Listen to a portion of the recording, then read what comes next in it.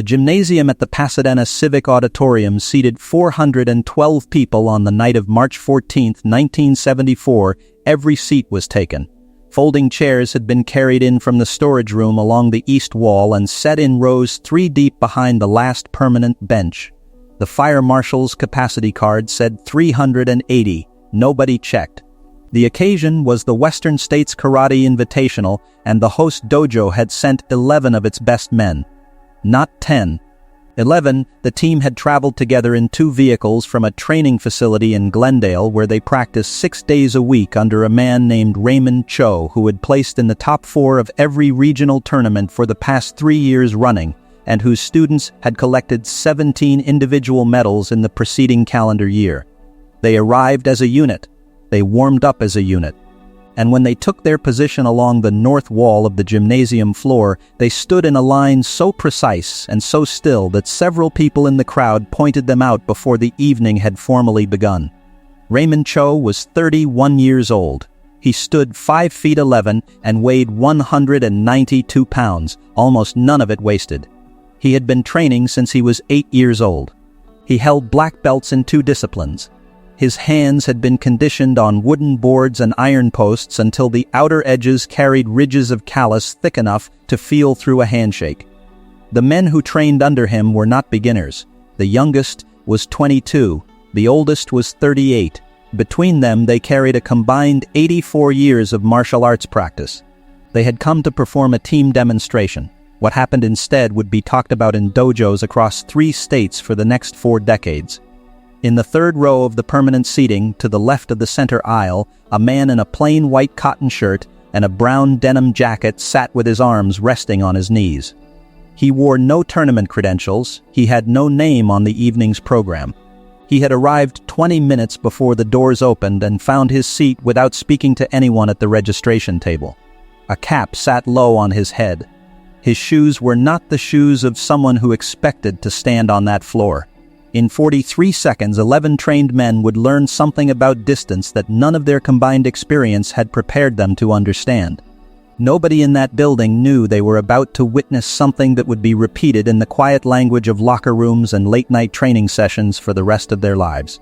If you want to hear what Raymond Cho said from the floor when it was over, and what he did with that sentence in the years that followed, stay with this until the end. The Western States Invitational had been running for 6 years by 1974.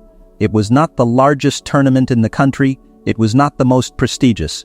But it was respected, and it was real, and the men who competed in it competed hard. The gymnasium smelled of floor wax and the particular sharpness of a crowd that had been sitting for 2 hours in a building without enough ventilation. The lights above the competition floor were bright and very white. They made shadows under every chin. Raymond Cho's team had drawn the second-to-last slot in the evening's program. This was a courtesy. The organizers knew what they had. The team's demonstration was not an ordinary sequence of forms and breaking exercises. It was a choreographed engagement involving all 11 men moving in concert, transitioning between paired drills, solo sequences, and group patterns with a precision that required months of shared rehearsal to achieve.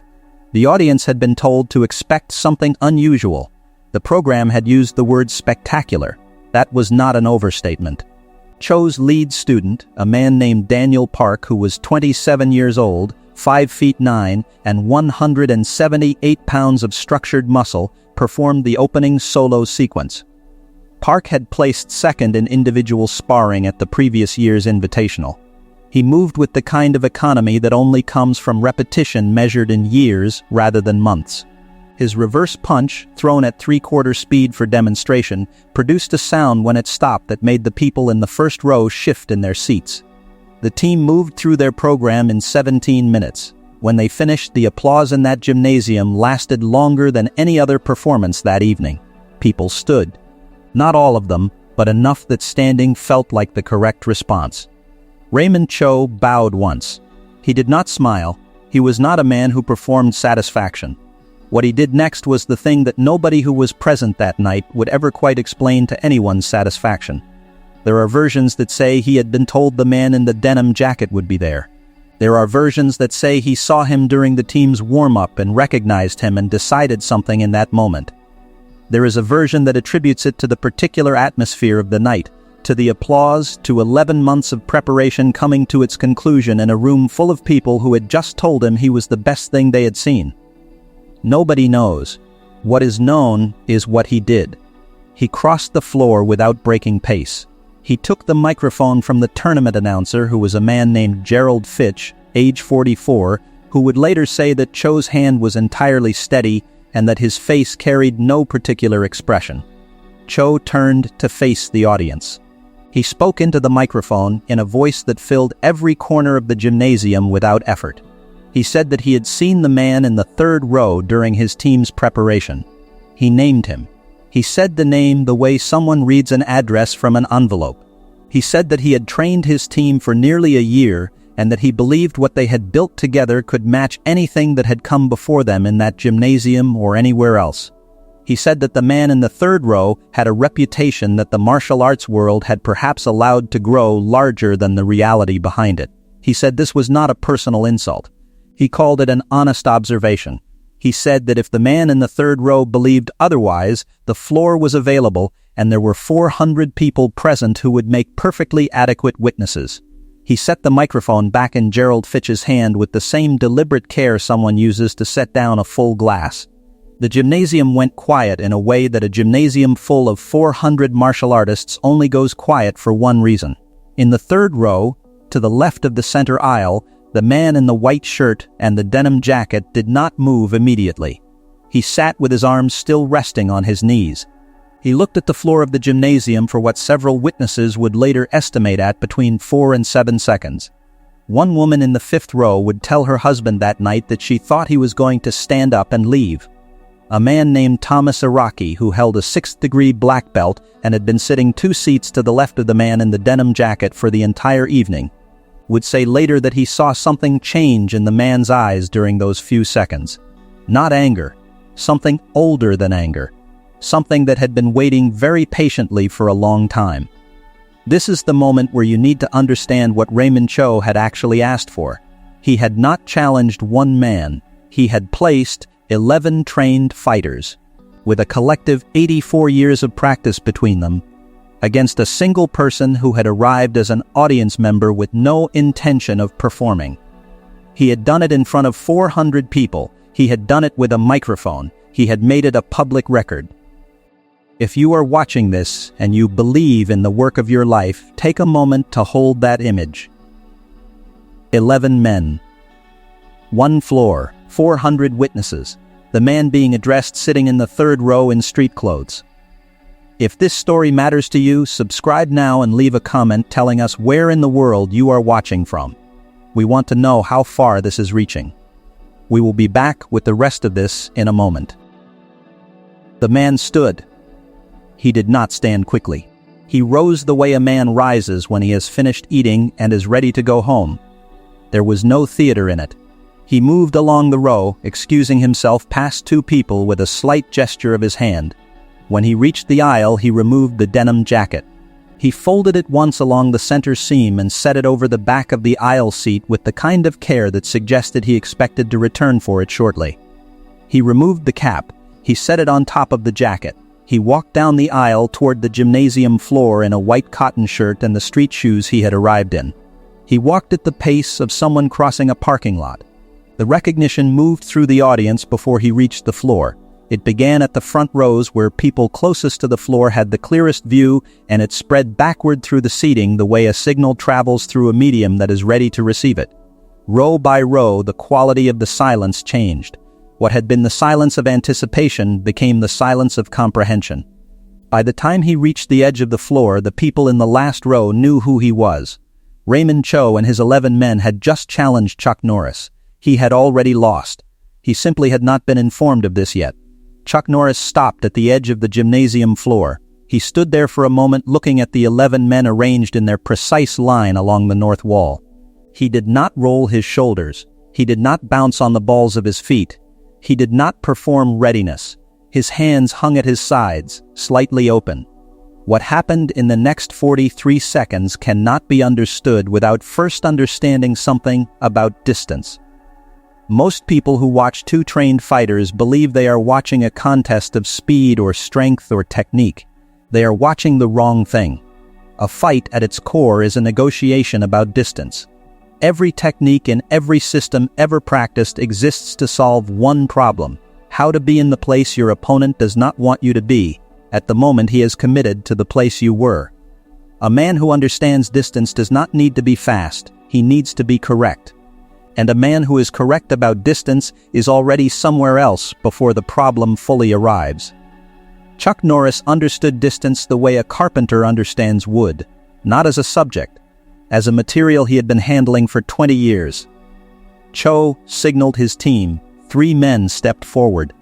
This was not chaos, it was organized. They had trained for coordinated engagement. Their footwork as they spread to form a triangle around the single man in the white shirt was practiced and deliberate. The youngest of the 3, a man named Kevin Shim, who was 23 years old and whose sidekick had broken a 2-inch pine board 40 minutes earlier in the demonstration, took the near left position. The other 2 men, both in their late 20s with competition records that were public and verifiable, completed the triangle at 8:12 and 4 o'clock. 43 seconds. Second one, Kevin Shim committed to the near left angle with a stepping sidekick that carried his full body weight and 2 years of specific training for that specific technique. It was not a slow kick.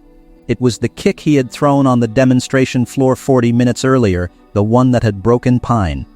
The difference between then and now was that the target moved, not backward, sideways and slightly forward into the gap between Shim and the man at the 12 o'clock position, which was precisely the gap that the triangle formation was designed not to have.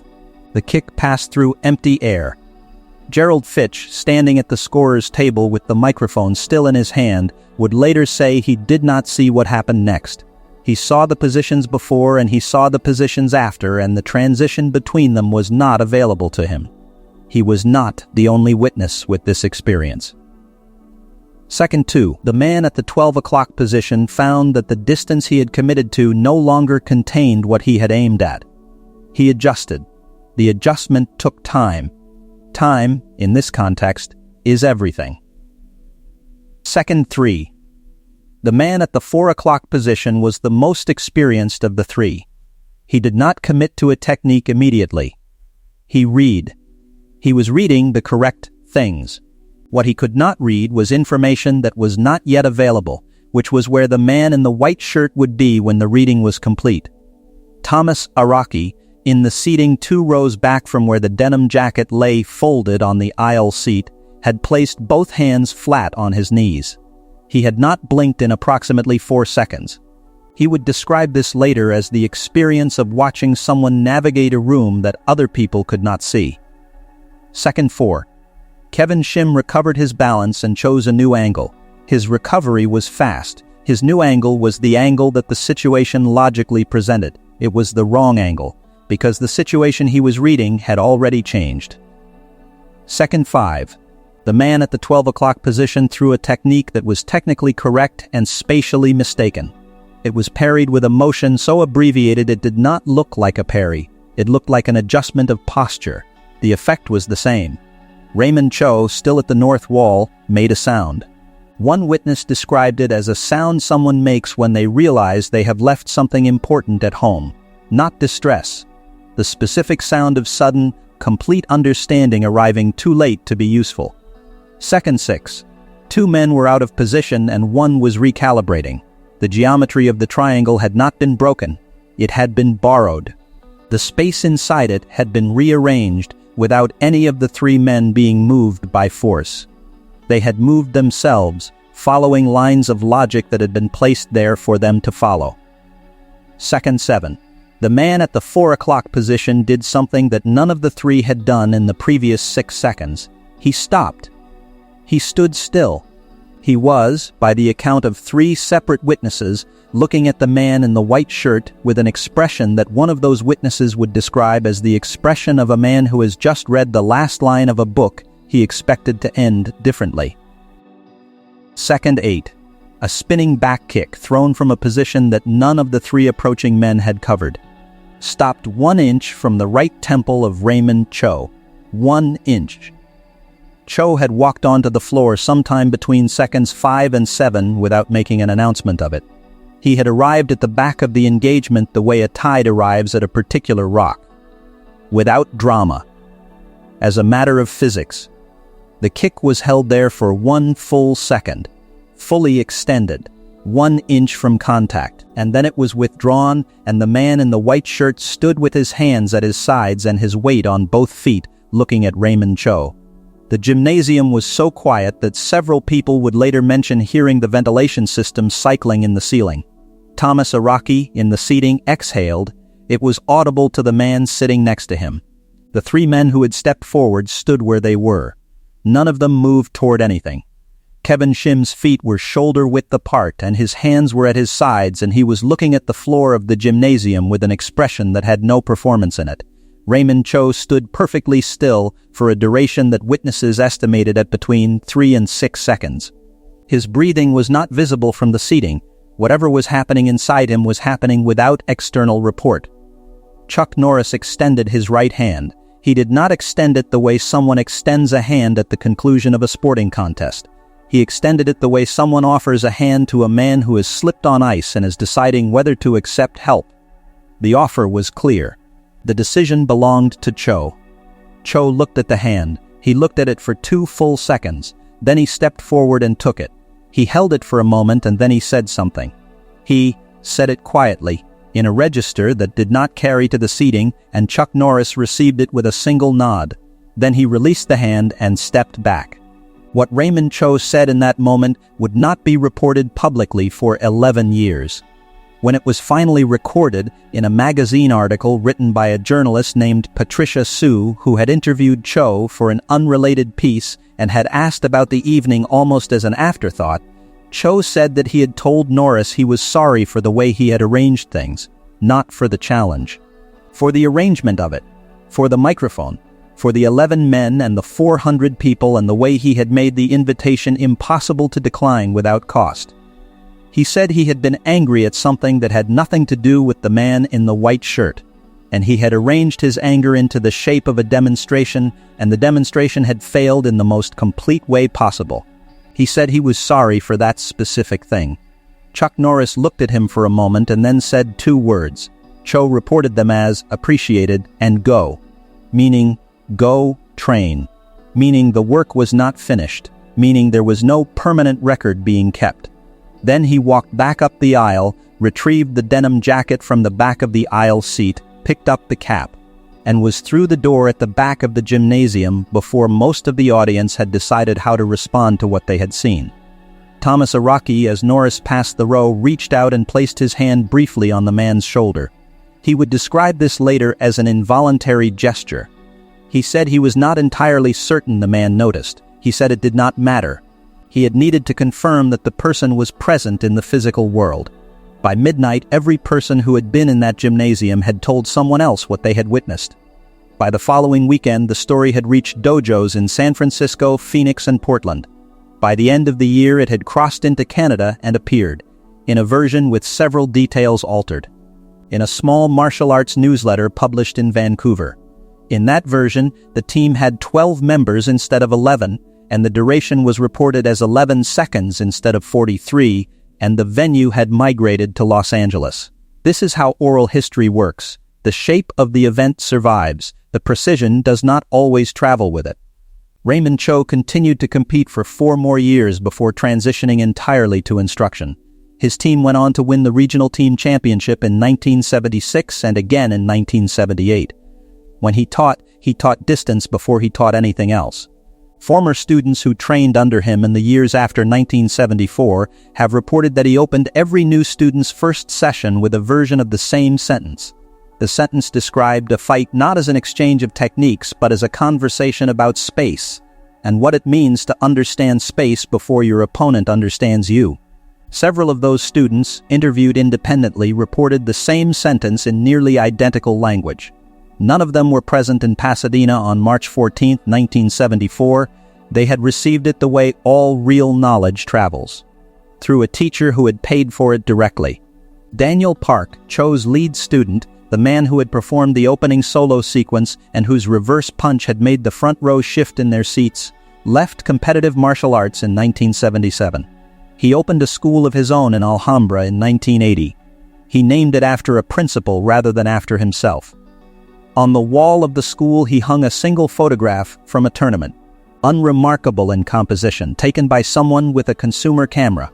The photograph showed 11 men in a line along a north wall. He never explained it to students unless they asked. When they asked, he told them to look at where their feet were. Kevin Shim trained for another decade and became an instructor known in the San Gabriel Valley for the quality of his footwork drills. He did not talk about the evening at the Pasadena Civic Auditorium in public. In private, to students he trusted, he described it once or twice. He described it the same way each time, as the experience of being entirely correct and entirely wrong simultaneously, and of understanding afterward that those two conditions are not mutually exclusive. Cho spoke publicly about the evening only once in his active years, in a brief exchange at a 1979 tournament where a journalist had asked him what the most instructive experience of his career had been. He said the question deserved a longer answer than the occasion permitted. He said the short version was that there is a significant distance between knowing what someone is capable of and understanding what that means in a room with no ceiling on the outcome. He said he had confused those two things in front of 400 people and he had learned the difference in 43 seconds. He said he was grateful for the efficiency of the lesson. Gerald Fitch ran the Western States Invitational for another 8 years before relocating to Oregon. He was interviewed by Patricia Suh for the same article that contained Cho's account. He said that in 8 years of running the tournament he had seen many extraordinary things on that floor. He said that the evening of March 14, 1974, was not the most technically brilliant display he had witnessed. He said it was the most complete demonstration of what martial arts practice is actually for that he had ever seen in person. He said this not in reference to the fighting, he said it in reference to the handshake. There is a thing that happens to a man who has trained for a long time and has measured his progress against the resistance of boards and bags and sparring partners who push back. He begins to believe that the measurement is the point, that the record of his progress is the substance of the work. He constructs a version of himself that is built from documented achievement, and he carries that version into rooms as though it were the man himself. What Raymond Cho encountered in that gymnasium was a man who had long since stopped needing to carry that version anywhere. There was no performance of capability, there was only capability.